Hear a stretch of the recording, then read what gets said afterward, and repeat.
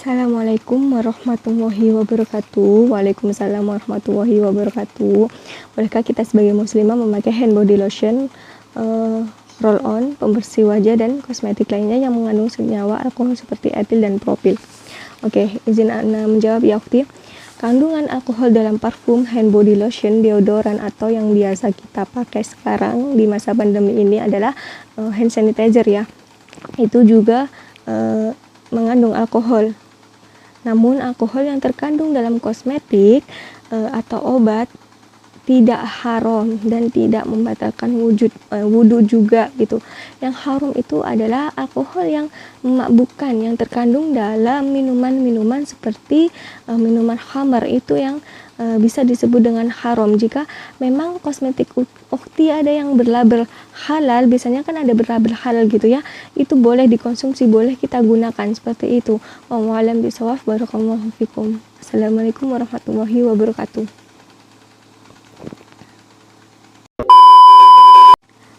Assalamualaikum warahmatullahi wabarakatuh. Waalaikumsalam warahmatullahi wabarakatuh. Afwan, izin bertanya bagaimana caranya agar sholat kita itu terlihat lebih khusyuk. Oke, Masya Allah. Izin Ana menjawab ya Salehah. Ketika kita mendapatkan sholat dengan ihsan, apa yang dimaksud di sini? Jadi beribadahlah atau sholat seolah-olah kita itu melihat Allah, atau yakinlah bahwa Allah itu melihat kita gitu loh.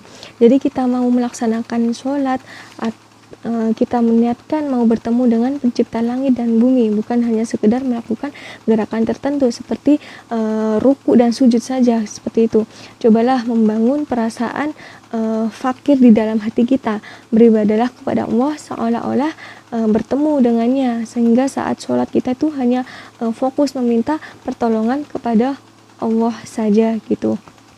Karena Allah satu-satunya harapan kita supaya kita bisa merasakan ketenangan jiwa.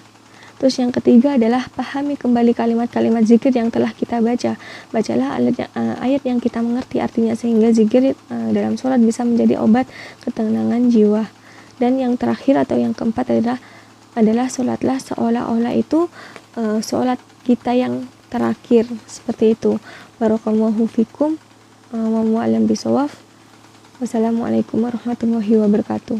Bismillahirrahmanirrahim. Afwan, tadi kita sholat dulu. Selanjutnya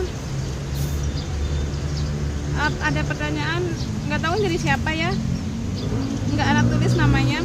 Assalamualaikum warahmatullahi wabarakatuh. Afwan Kak, mau bertanya, Afwan agak sedikit vulgar. Bagaimana hukum menghisap menjilat kemaluan suami istri dalam Islam? Syukron. Bismillahirrahmanirrahim. Karena ini ilmu yang sesuai dengan syariat Islam, jadi kita akan sampaikan. Jadi gini, pertanyaan ini sudah pernah ada sebelumnya di grup, tapi memang belum pernah kita share di YouTube gitu. Dan kebetulan karena saking banyaknya, jadi Anas catat sedikit aja intinya aja gitu ya. Mungkin nanti kalau ada yang salah atau ada yang kurang, mungkin teman-teman bisa ditambahin di kolom komentar ya. Karena ini kita berbicara sesuatu hal yang sensitif, jadi kita harus membawa wibawa majelis kita dalam berbicara sesuatu hal yang sensitif seperti ini gitu.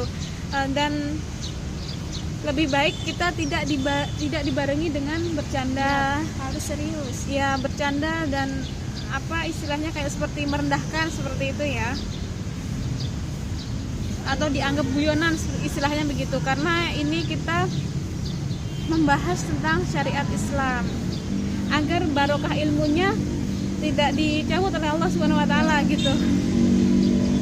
Kita berbicara tentang syariat Islam.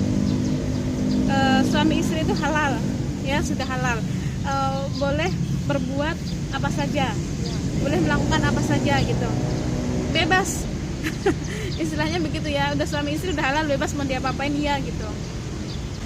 Dan ini anak ngambil dari sedikit dari ceramahnya Buya. Suami istri kan sudah halal gitu, dan kita diperbolehkan bersenang-senang apapun gitu. dan kita bisa bersenang-senang di telinga, di rambut, di telinganya, di rambut istilahnya seperti itu ya, dan lain-lain Ya. dan Karena kan udah halal juga. ya udah halal ya, dan diharamkan, ada haramnya nih, meskipun sudah suami istri udah ada haramnya nih, dan diharamkan dalam 2 keadaan, yaitu yang pertama istri dalam keadaan haid gitu ya, istilahnya melakukan hubungan antara hubungan suami istri gitu. Dan jadi ada 2 keadaan di mana suami istri diharamkan untuk melakukan hubungan suami istri ya. Jadi yang pertama adalah pada saat istri sedang haid, dan yang ketiga pada saat melakukan hubungan seksual melalui dubur gitu. Hubungan seksual melalui dubur itu pada saat haid dan tidak haid itu adalah merupakan suatu dosa yang besar gitu. Untuk istri misal dalam keadaan nih sedang haid dan suami ada di luar rumah, mungkin di jalan ya, mungkin melihat ada sesuatu pandangannya, karena namanya manusia biasa dan laki-laki itu normal gitu ya, dia melihat sesuatu yang apa sih namanya,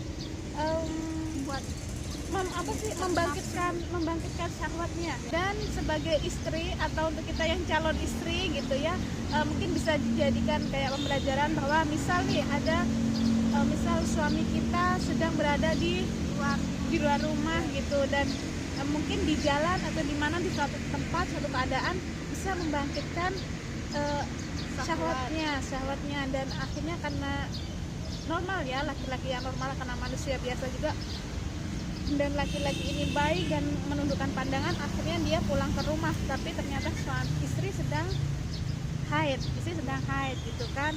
Jadi sebagai istri kita harus kreatif dan inovatif gitulah istilahnya ya.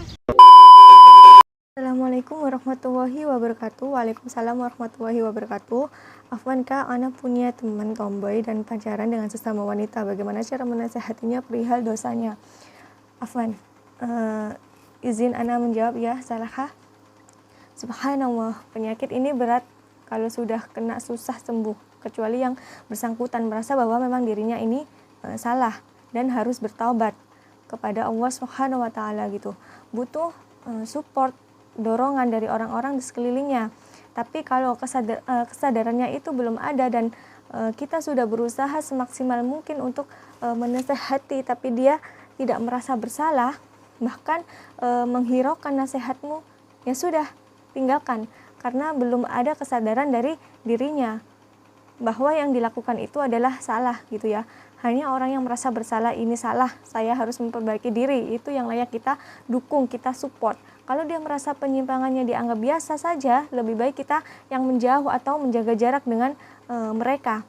Kalaupun nanti dia ngomong, kamu sombong, kamu ginilah, kamu gitulah gitu ya, ya udah biarkan saja, karena tidak ada dalam syariat Islam seperti itu. Bahkan di zaman Nabi pun dulu, ketika Nabi bertemu dengan banci, disuruhlah untuk mengeluarkan dia di kota Madinah. Sebegitu parahnya dan bahaya penyakit ini, nauzubillah min zalik.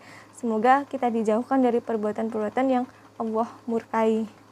Wallahu a'lam bishawab. Barakallahu fikum. Assalamualaikum warahmatullahi wabarakatuh. Afwan kak mau bertanya bagaimana cara melakukan ta'aruf sesuai dengan syariat Islam.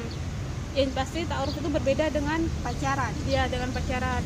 Dan dalam Islam jika ada ikhwan yang tertarik dengan perempuan, dengan wanita, maka melakukan ta'aruf dulu. Ya, ta'aruf. Jadi lebih baik mendatangi orang tuanya gitu ya.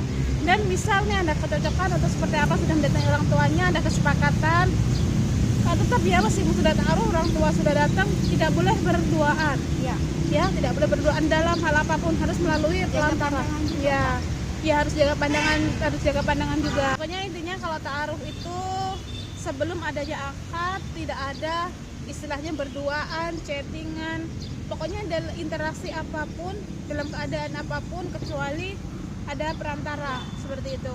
Wallahu a'lam bishawab. Assalamualaikum warahmatullahi wabarakatuh. Waalaikumsalam warahmatullahi wabarakatuh. Afwan Kak, mau tanya, kalau kita sudah bercadar, apakah bajunya harus berwarna hitam? Oke. Afwan izin menjawab ya Saleha. Maka sebagaimana kaum laki-laki berkiblat kepada pakaiannya Rasulullah SAW, maka kita perempuan berkiblat kepada pakaiannya Ummahatul Mukminin, istri-istri dan putri-putri Rasulullah SAW. Jadi sebenarnya pada dasarnya tidak ada larangan atau perintah khusus dalam syariat bagi para muslimah untuk menggunakan pakaian dengan warna tertentu saja, dalam tanda kutip warna hitam gitu. Hanya saja di sini ditekankan bahwa pakaian yang dikenakan tidak menarik perhatian dari laki-laki yang bukan mahram kita.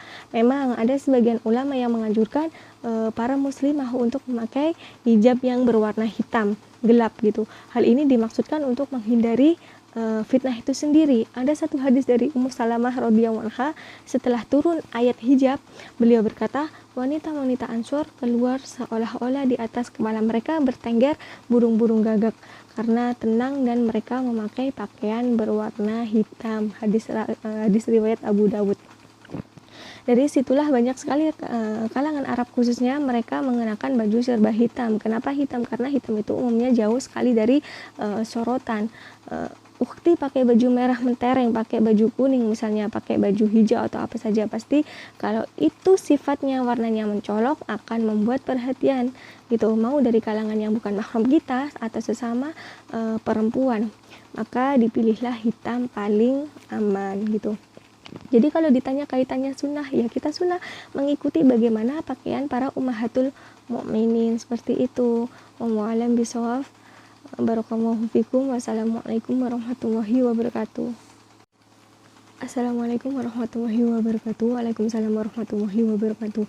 Ana pernah dilontarkan kata sinis sama teman anak karena ikut grup hijrah, katanya lebih baik belajar ke ustadz yang merupakan gurunya. Bagaimana menurut kakak?